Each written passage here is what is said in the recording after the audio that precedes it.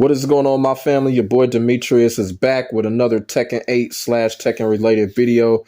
Here in this video is going to be kind of interesting because I had a subscriber come to me and ask me a question about another YouTube channel that had did a video involving Tekken 8.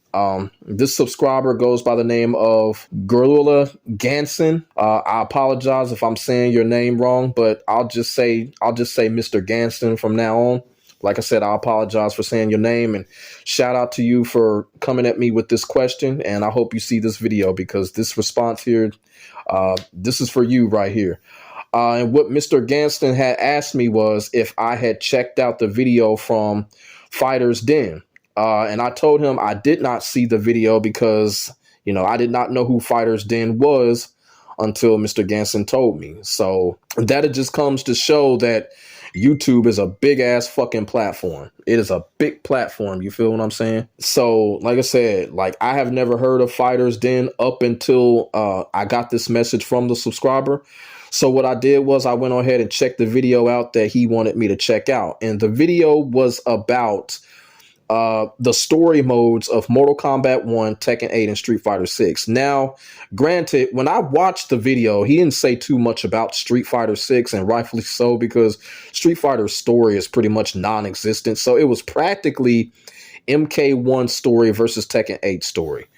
And in this video, he's practically giving his points and giving his takes. And basically, you know, his talking points were why he believes that Mortal Kombat 1 story was better than Tekken 8 story. Now, this is not one of those videos where, okay, who's right or who's wrong or this and that or nothing like that. He's not wrong in what he said about Mortal Kombat 1 being better than Tekken. You feel what I'm saying? That's his opinion. That's how he feels about it. One of the things when I saw the video, one of the things about Fighter's Den does not come off as shill. He did not come off as biased at all, and he did not come off like he was riding for any company or anything like that, like, you know, like a lot of other YouTubers do. You feel what I'm saying? So I will have to give it to Fighter's Den. It was down the middle. He said that Mortal Kombat 1 story was better than Tekken 8. Now, my thing is, I have criticized both sides when it came to story mode. I have been critical of Tekken 8 story mode in various videos. I've been critical in Mortal Kombat 1 story mode in various videos. And me personally, even though when it comes to Tekken 8, there was a lot of questionable things going on in Tekken 8 story that I did not like, I personally put Tekken 8 story over Mortal Kombat 1. Now, historically, Mortal Kombat has always had the better story and the better storylines. But me personally, I think that kind of ended with Mortal Kombat 1. Mortal Kombat 1 had a lot of stupid shit going on in the story. It really did. And I understand what Fighter's Den was talking about. You know, he made some good points. A lot of the points I did agree with. A lot of the points I didn't agree with. But just because I didn't agree with it, that didn't mean he was wrong. But it was just a lot of the points that he made that I didn't agree with could have went either way. Y'all feel what I'm saying? And it's the same thing with Tekken. You know, he said some things about Tekken that I did agree with. He said some things about Tekken that I didn't agree with. And when it comes to both sides, he actually didn't mention a couple of things, but you know, not everybody is going to catch everything. So in this video, I'm going to try to do that. There were some things that he didn't mention about both sides. And I'm also going to talk about the things that I agreed with him, what he said, and the things I didn't agree with him. But like I said, I got the video of Fighter's Den and the video that he had with MK1 story versus Tekken 8. If y'all want to go ahead and check that video out, I know a lot of y'all probably already have, but like I said, up until I got this message from the subscriber, I didn't know who Fighter's Den was. So, you know, I went ahead and checked their video out. I checked out a couple of other videos that they did, and I went on ahead and subscribed to them. So, you know, one of the biggest talking points that Fighter's Den had when it comes to MK1 versus Tekken 8 story was character development. And we all know, people that have been playing Tekken for a long time, Tekken's character development is trash. We already know this. It's always about the Mishimas, and it will always be about the Mishimas. Yeah, it is an end of an era, but it looks like an era is going to be beginning once again with the Mishima. So It's just starting to look that way. It's just going to be Mishimas through and through. So he does have a point where it says it's all about the Mishimas because that's just how it's always been. And when it comes to Tekken's character development is pretty trash. I'm going to keep it all the way real. They don't focus on other characters. They neglect a lot of characters when it comes to Tekken. So that is all the way real. He does have a good point there. As far as the story mode is concerned, one of the things that he really ranted about was Jin Kazama and how Jin Kazama was basically the poster boy for Tekken 8 story. Now, you got to go all the way back to Tekken 7 because we already knew this was going to go down. And this is the difference between Mortal Kombat 1 story and Tekken 8 story. We already knew this was going to happen with Jin Kazama. We knew Namco was going to flip the bird upside down and turn Jin Kazama into Kazuma Kiryu. We already knew that they were going to do that. When Kazuya killed Heihachi, we already knew what was going to happen. Kazuya was going to take that bad guy boss role and Jin Kazama was going to fill in for the hero. They set that up perfectly for it to happen. And we all know, a lot of people know, Jin Kazama during the Tekken 6 era, Jin Kazama caused a lot of trouble. Jin Kazama was the evil motherfucker. He caused a lot of trouble. He caused a lot of people to get killed. And that's when new characters such as Miguel came. New characters such as Leo came. So what Namco did, they flipped it all around. And now Jin Kazama is practically Kazuma Kiryu. So with Tekken 8, what they did with Tekken 8 story is that they put Jin Kazama in an open world protagonist role. That's what they did. He's practically Kazuma Kiryu. He's practically Ryu Hazuki. He's practically Commander Shepard from Mass Effects. That's what they did with Jin Kazama. Now, on the flip side, with Mortal Kombat 1, they did not do that with Mortal Kombat 1. Mortal Kombat 1 had no real protagonist, which was okay. I did not have no problem with them having no real protagonist or having that character, kind of like with Jin Kazama. They didn't have that Luke Skywalker type of character over on Mortal Kombat 1, which was perfectly okay. It was perfectly okay. But here's the thing. Here's the reason why that kind of hurt Mortal Kombat 1. I feel like it hurt Mortal Kombat 1 because of the ending. Now, when you have a character like Jin Kazama, you are going to have an ending. The ending was him, Kazuya versus Jin, father versus son, like Tekken has always been. Now, you had two alternate endings, depending on who you like. That's probably the ending that you preferred. You feel what I'm saying? But when it came to Mortal Kombat 1, Mortal Kombat 1 did not have that. The ending did not have a true hero. It did not have a true protagonist. It did not have a true champion at the end. All Mortal Kombat 1 had at the end was Liu Kang walking out talking about the realm is in good hands. That right there was a loss of points to me. When I saw that with Mortal Kombat 1, that was a loss of points right there. And so Fighter's Den is making this point how it was just Jin Kazama, how they had Jin Kazama shoved down our throats. And he's right. They did. Jin Kazama was completely shoved down our throats. But guess what? So was Liu Kang. Liu Kang's been shoved down our throats since forever. You feel what I'm saying? The only time when they didn't shove Liu Kang down our throats was Mortal Kombat X. You feel what I'm saying? And Mortal Kombat X ended up being one of the greatest Mortal Kombat titles of all time. Figure that one out. So I understand what Fighter's Den is talking about. Yes, the story mode, Jin Kazama got shoved down our throats. But come on.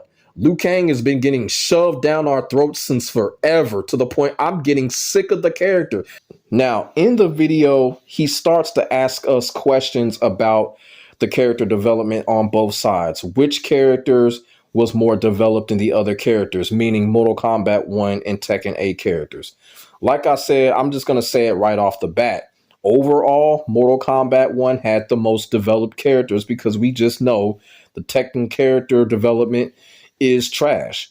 Now, what he does is he's basically pairing characters and asks us who do we think had the bigger development. Now, one of those was Baraka and Nina Williams. This one kind of stand out because it was the first one. After thinking about it, At first, I was going to say Baraka, but I have to say this. I kind of feel like Baraka and Nina Williams are on the same level when it comes to both stories in Mortal Kombat 1 and Tekken 8. And y'all got to hear me out on this one. Baraka, we already know Baraka's history. Baraka has practically always been that foot soldier character that's just there to just get his ass kicked and make the main characters, such as Liu Kang, Johnny Cage, and Sonya, look good, right? Mortal Kombat 1, it was different. Baraka was kind of seen as, I guess you could say, somewhat of a good guy, a little bit, you know. There was character development because of the new story and the new sickness. It's, you know, the Tarkatans are not a race, but it's now a sickness. So that kind of helped Baraka's development. Now, when it comes to Nina Williams, a lot of people are not really thinking about this. Nina Williams is one of the few Tekken characters that's not a Mishima that is developed to a certain extent.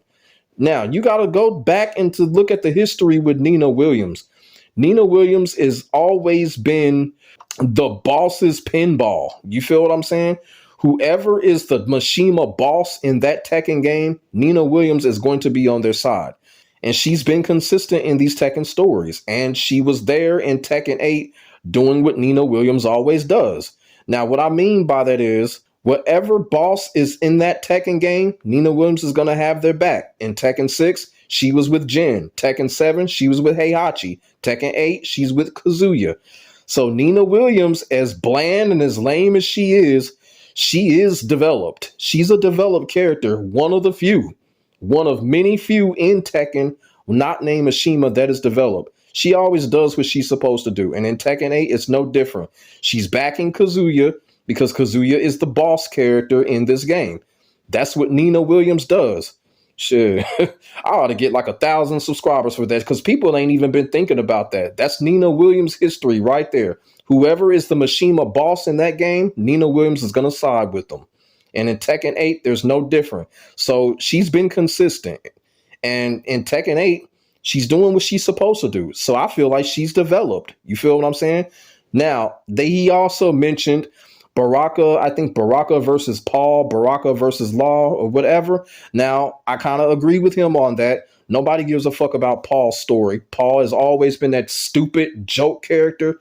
In Tekken 8, he's even more of a fucking joke. I don't like his animations or anything. Paul is starting to look like Dan from Street Fighter. His animations are goofy and ugly as fuck. I don't like his voice. Paul is stupid. Can't stand him. He's a fucking joke. And it's getting to the point. Law is also. Law been a joke as well. So those two characters are pretty much whatever characters. And everybody knows it. So he does have a point there. I would choose Baraka's development over those two characters because, you know, Law and Paul, they're just fucking joke characters and Namco really just don't care. You feel what I'm saying? And like I said, when it comes to the character development, Mortal Kombat 1 story definitely does take it. You know what I'm saying? Mortal Kombat 1 also has a couple of underdeveloped characters, not the same reason as Tekken, but there were also a couple of undeveloped characters on Mortal Kombat 1 side as well. Now, he mentions Raiden. He says that Raiden is a great character. I got to disagree with him in that. I think Raiden was a trash character in Mortal Kombat 1. The reason why I feel like Raiden was trash, the reason why I think his development was lazy, because he was a second Liu Kang. He was a second Mary Sue. And me personally, a character that just gets everything handed to him is not a developed character. That is not a developed character. So I disagree with him with Raiden being a great developed character. Raiden is not. I do not like this MK1 version of Raiden. You feel what I'm saying? The character basically just gets everything handed to him on a silver platter. He got beat by Kung Lao and Liu Kang still hands Raiden Earthrealm champion title. No, that's not character development to me. That's just being lazy and trying to shove another character down our throats. But it backfired badly because Raiden is not a good character in this game. That's just how I feel about it. And I don't feel like Raiden, the MK1 version of Raiden, is developed. You can't develop a character if you just give the character everything. Why do y'all think people don't like Cole from the Mortal Kombat 1 movie? You feel what I'm saying? Because the character was handed everything. He was like Rey from Star Wars. Now the character's a fucking afterthought because he got handed everything. And he better not be on that new fucking Mortal Kombat 2 movie, or I'm not watching it. Getting a little bit off topic, but yeah. Characters that get everything handed to them, no. Can't be a developed character. Now, there is a difference. You feel what I'm saying? Now, like I said, Jin Kazama gets shoved down our throat, but he doesn't get handed everything. At least Jin Kazama did have to work for some shit. Raiden didn't have to work for anything. Y'all feel what I'm saying? Raiden was just giving opportunities. Liu Kang just gave him an opportunity. So, I disagree with him when he said Raiden is greatly developed. Raiden is not. The MK1 version of Raiden is not a greatly developed character. He's not a good character at all, in my opinion. He also mentions Ashra. He compares Ashra to characters such as Asuka and Lily. I think a couple of other characters that he mentioned. And like I said, he's right on the money with that. You know, Ashra is one of my favorite characters. I don't like her design, but she's still one of my favorite characters. I did like what they did with Ashra. They kept her story and her concept consistent, and it really did help her out in Mortal Kombat 1. So he does have a point there. Ashra is more developed than the characters that he compared her to. I think it was Asuka. But we already know Asuka just sucks when it comes to the story. They have completely given up on Asuka. And like I said, one of those characters, she's just in the base roster just because of her last name. So we already know what the deal is when it comes to Asuka. You know, and then they just had this little lovey-dovey idea to have her and Lily team up at the end. So, you know, yeah, he has a good point there with Asuka. Asuka just does nothing for the story, you know. And y'all already know how I feel about Asuka anyway. So he's got a point there. Like, Ashra has a better development over all of those characters. You feel what I'm saying? And one of the other disappointments I have to say when it comes to Tekken 8 story, here's where I was disappointed with. It was Panda.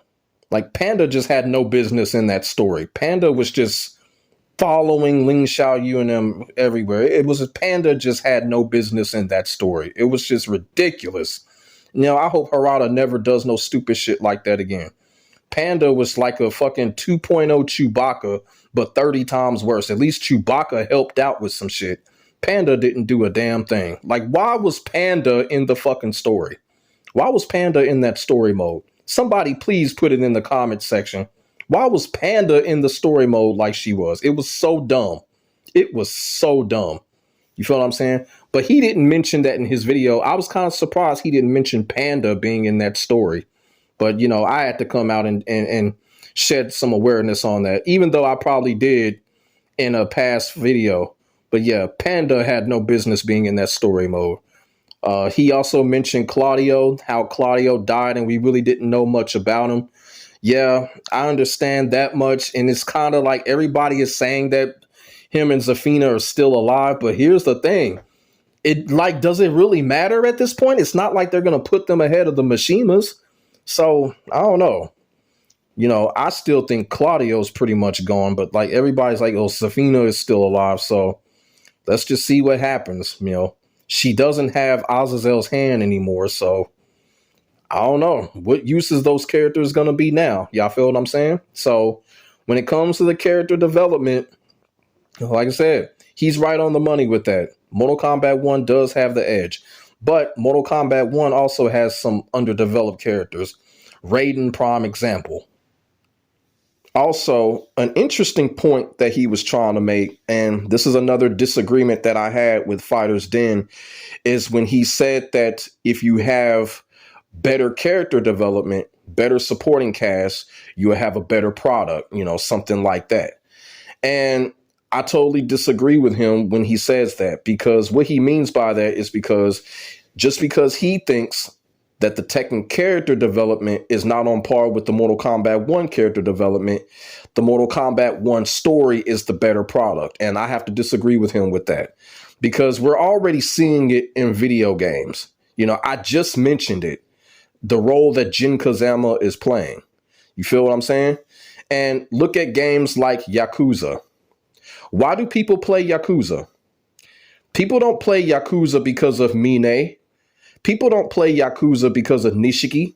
People don't play Yakuza because of Noriko, even though Noriko is a sweetheart. They play Yakuza because Kazuma Kiryu. Kazuma Kiryu carries that entire franchise. You feel what I'm saying? We don't have to know a single character's name in a Yakuza game. All people need to know is Kazuma Kiryu. He carries that whole game. He's that popular. Everybody wants Kazuma Kiryu on their fighting game. People want him on Tekken. People want him on Virtua Fighter. People want him on Smash. People want him on Soul Calibur. People want him on Bloody Roar. People want him on Killer Instinct. People want Kazuma Kiryu everywhere. People want this character everywhere. They even want this character on Call of Duty. But the point I'm trying to make is, you don't have to have all around character development to have a good product when it comes to the story, because we're seeing it with these other video games. Like I said, look at Yakuza, Kazuma Kiryu. That's all people need to play that game. You feel what I'm saying? Same thing with Shenmue, Ryu Hazuki. Ryu Hazuki carries the franchise. Mass Effect, Commander Shepard carries the franchise.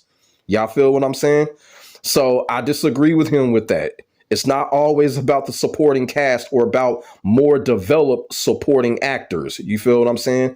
It's about that main actor. It's about that main character, the main protagonist. And in this case, when it comes to Tekken 8, now I don't truly think Jin Kazama carries it, but you got to look at it like this. Jin Kazama interacts with a lot of characters. The interaction is there.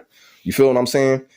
Now, you don't have to be a developed character to have a great interaction, because you know why? Because a character like a Jin Kazama or Kazuma Kiryu, they make the whole thing shine regardless. So I disagree with him on that one. He's basically saying that because these characters aren't developed, it's making it for a lame product. You feel what I'm saying? Or it's making it for a lackluster product. I disagree with that, because we're seeing it in other video games. We're seeing it in other movies or whatever.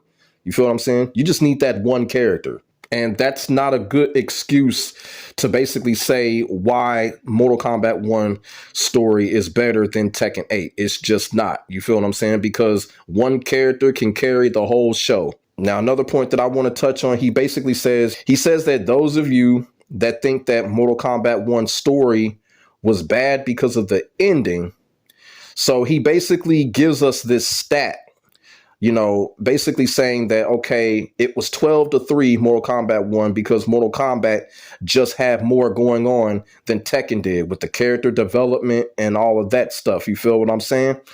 And you know what? The way that he's trying to put it, I don't have no problem with the way that he's trying to put it. You got to look at it from this angle. And this is the angle that I've looked at it. This is the reason why I think Tekken 8 story is better. When you look at Mortal Kombat 1, you look at the story. Now, we already know about the ending. Yes, the ending sucked, but it was more than that. Here's what I didn't like about Mortal Kombat 1's story. Number one, there was a lot of trickery in the story. They literally fooled us a lot of times in that story. The whole thing with Kronika, we were fooled to believe that Kronika was going to be a part of the story, and she never was. Turns out it was Shang Tsung the whole time coming into another realm just to manipulate himself. That right there, loss of points. I don't know about everybody else, but I was not feeling that. Because I was convinced Kronika was going to be a part of the story, part of the game, and she was not. I don't like that type of shit. Why did they do that? They did not have to fool us like that. Y'all feel what I'm saying? So that's a loss of points right there. And of course, the whole multiverse shit, that's an automatic loss of points right there. They were supposed to be done with that in Mortal Kombat 11, and they brung it back. You feel what I'm saying? It's almost like they brung it back because either they just got lazy, they didn't know what the fuck to do, or it's just an excuse for them to bring characters back that nobody wants. You feel what I'm saying? And I ain't going to name those characters, but the initials of the characters is CC. But but the whole multiverse thing, loss of points. You feel what I'm saying? And while the character development was great, the story concept was great, I kind of feel that Liu Kang got way too much airplay in the Mortal Kombat 1 story. You feel what I'm saying? If you're going to have the role of Raiden, you got to be in the background a little bit. Y'all feel me? Liu Kang got way too much airplay.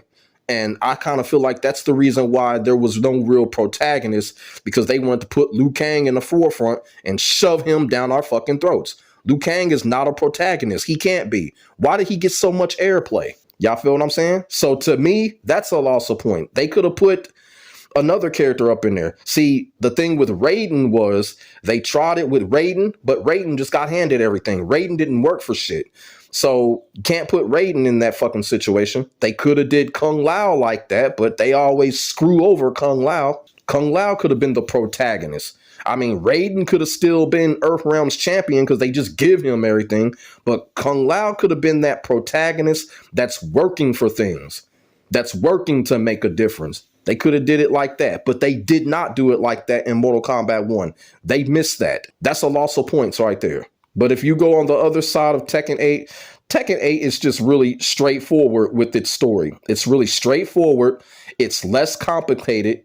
We can understand things better. You feel what I'm saying? And there's no multiverse bullshit or nothing like that. Yeah, you have your protagonist, you have your hero. And, you know, it's like we said, we already knew it was going to be Jin Kazama. We already knew this when Tekken 7 had ended. So when it came to Tekken 8's story, we went into that just knowing what was going to happen. We had no idea what they were going to do when it came to Mortal Kombat 1. We just did not know. You feel what I'm saying? So by us not knowing and then going in and then watching what happened with Mortal Kombat 1, a lot of people got disappointed. A lot of people got disappointed with the ending. A lot of people got disappointed with the foolery, with the whole Chronica situation. And a lot of people wanted characters such as Onaga to come back in the game, and we didn't get that. Now it looks like we're going to get a more demonstrative version of Havoc, and who really fucking wants that? You feel what I'm saying? Havoc is back in the game, great, but now a more demonstrative form of him, I don't think people really want that, in my opinion. I think people wanted Onaga. Like me, I wanted the one being to return, and we're not going to get that. You feel what I'm saying? So that's another disappointment right there. The cliffhangers in MK1, a little bit disappointment. When it comes to Tekken 8, when we played the story and went all the way through, we got a satisfying ending. You feel what I'm saying? Like I said, there's a double ending depending on who you like. We still got a satisfying ending when it came to Tekken 8. Now, when it comes to Tekken 8, yeah, there was a lot of corny things that went on in the story, like the whole Angel Jin thing. That was kind of corny. I said that in a previous video, but it was there. You know, they made it happen, and we were able to see the conclusion of it. Mortal Kombat 1, we didn't get that. It was very unsatisfying. That's the whole thing with Mortal Kombat 1 story. It was unsatisfying. It was unsatisfying. You feel what I'm saying? That's the reason why I put Tekken 8 story over MK1. The satisfaction of it. Tekken 8, you felt satisfied because we got what we wanted. You feel what I'm saying? You know, when Tekken 8 was in development, we were all like, oh man, I can't wait to see that Jin versus Kazuya battle. We got that. Mortal Kombat 1, we just had no idea what was going to happen. We were hoping in Mortal Kombat 1, we were hoping for Onaga. We were hoping for the one being. You feel what I'm saying? And we didn't get that. Very unsatisfying. So Mortal Kombat 1 story, loss of points right there. And like I said, like these are my opinions and these are his opinions. And so nobody's wrong.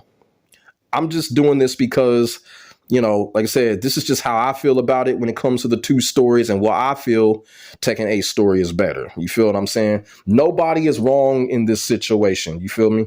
And when it comes to the story, I just kind of felt that Mortal Kombat 1, they did a lot of things right. They did a lot of things right. But the things that they got wrong, it just kind of made it an unsatisfying experience for me.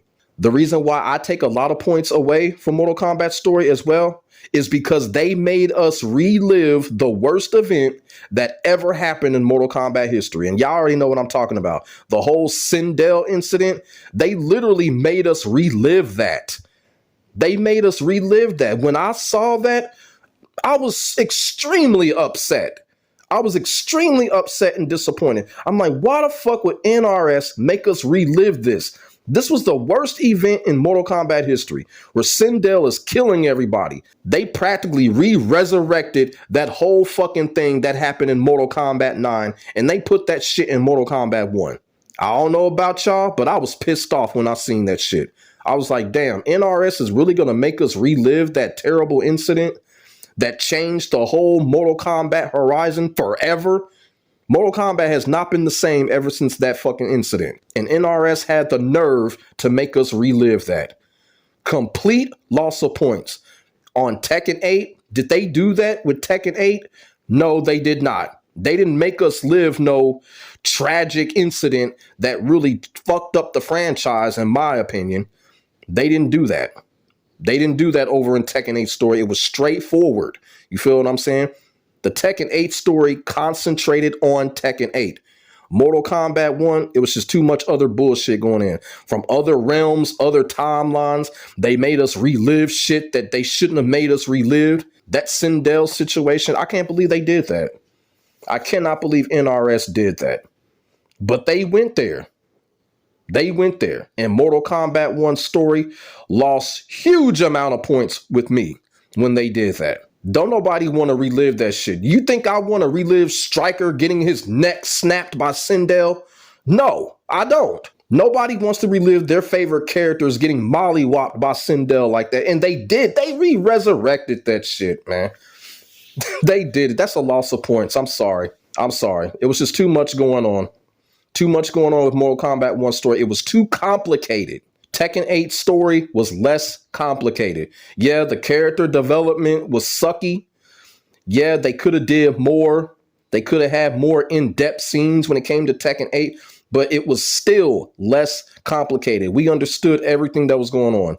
Mortal Kombat 1, too complicated, unsatisfying. Like I said, this video was I was just basically coming on here and saying what I agreed with and what I disagreed when it came to the Fighter's Den video. And like I said, this is kind of like a request from a subscriber. He wanted me to check the video out. Now, the reason why I didn't show his video in my video to further prove my point is because y'all already know my situation. I still got a lot of setting up to do with my new equipment, so I wasn't able to do that. So I was just going to come on here and talk about the main points that he was talking about in his video. And like I said, his opinions are his opinions. I respect his opinions.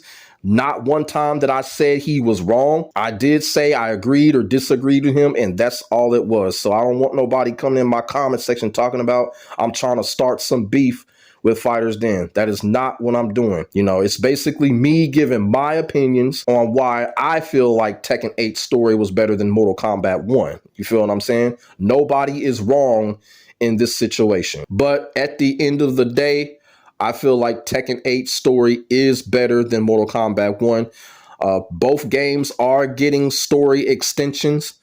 That is going to be interesting, and I'm going to keep it all the way real. I'm very, very concerned about Mortal Kombat 1 and the whole aftermath and what they're going to do with that story. I'm very concerned with that because, like I said, we got that cliffhanger with Havoc at the end. I'm very concerned with that because a lot of people wanted, Onaga, the one being, or whatever. Me personally, I wish they bring back the one being. I don't know why Ed Boon is being such a fucking asshole and not bringing the one being back. I just don't understand it. I have concerns with the Mortal Kombat 1 aftermath, but we're just going to have to see. A lot of questions when it comes to that story extension. When it comes to Tekken 8, with Tekken 8, it's more like, we still already know what's going to happen when it comes to Tekken 8 story DLC. But I'm more anticipating it because I just wanted to see it play out. You feel what I'm saying? A lot of people are saying it's going to be father and son teaming up to take down Reina. Although I don't think so because I still think Jin Kazama has the devil gene, but we'll see. We'll see. Both sides are going to have the expansion, and maybe I might do a video kind of like this and kind of explaining both sides when it comes to their story extension. So let me know what y'all think in the comment section below. If y'all watch Fighter's Den video, let me know what y'all think about his opinions. Let me know what y'all think about my opinions. What did y'all agree with? What did y'all disagree with? Go ahead and put that in the comment section below. I know the video was kind of everywhere, but when you talking opinions, it's going to be like that sometimes. So I tried to do as best as I can to keep everything in line for y'all to understand, and I hope y'all did. So make sure y'all like, comment, and subscribe to your boy for the hottest Tekken 8 action on the internet, period. I will get back at you in the next video. God bless. Stay safe. I am out. Peace.